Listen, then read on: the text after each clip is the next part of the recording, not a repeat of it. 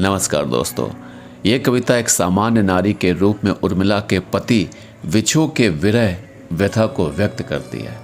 किदवंती, एक कहावत है कि लक्ष्मण राम के संग वनवास चले जाने पर उनकी पत्नी उर्मिला 14 साल तक सोती रही।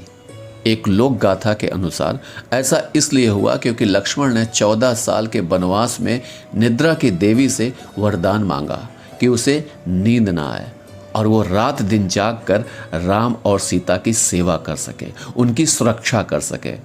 ऐसे में लक्ष्मण ने नींद को अपनी पत्नी उर्मिला के पास भेज दिया और अपना संदेश भी भेजा।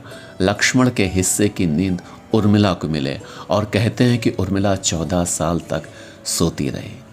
बहुत से अनछुए विषयों में से मुझे ये एक विषय बड़ा प्रिय लगा। लक्ष्मण की पत्नी उर्मिला की व्यथा, उनका दर्द, उनकी पीड़ा, उनका अकेलापन। तो चलिए इसी विषय पर आधारित ये कविता आपको प्रस्तुत करने जा रहा हूँ। मैंने भी प्यार किया सुमित्रा पुत्र लक्ष्मण से। मैं जनक नंदनी थी पर नहीं कहलाई जानकी। ना कहा किसी ने मिथिला की मैथिली, ना विदेह की वैदेही कहलाई। ना किसी ने उर्मिला लक्ष्मण कहा सीता राम की तरह, ना कहलाए सियावर। किसी ने लक्ष्मण को भी कहा होता उर्मिला वर।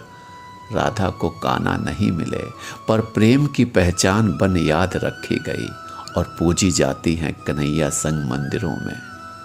इन बातों का मुझे दुख नहीं है पर मेरे त्याग पूर्ण प्रीति को विसार ना दो। मेरा प्रेम कम गहरा नहीं था। मैंने भी तो बिना पति अकेलेपन के 14 वर्ष का वनवास काटा था। साथ जाने को तैयार थी वन पर मुझे छोड़ गए लक्ष्मण।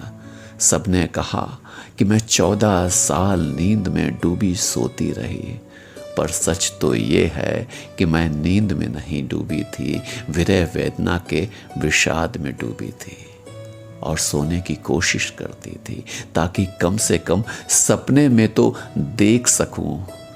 मैंने भी प्यार किया था। किशोर पति 14 वर्ष बाद पूर्ण पुरुष बन फिर नाराज दुर्वासा के श्राप से अयोध्या को बचाने लक्ष्मण ने ले ली सरयू नदी में जल समाधि।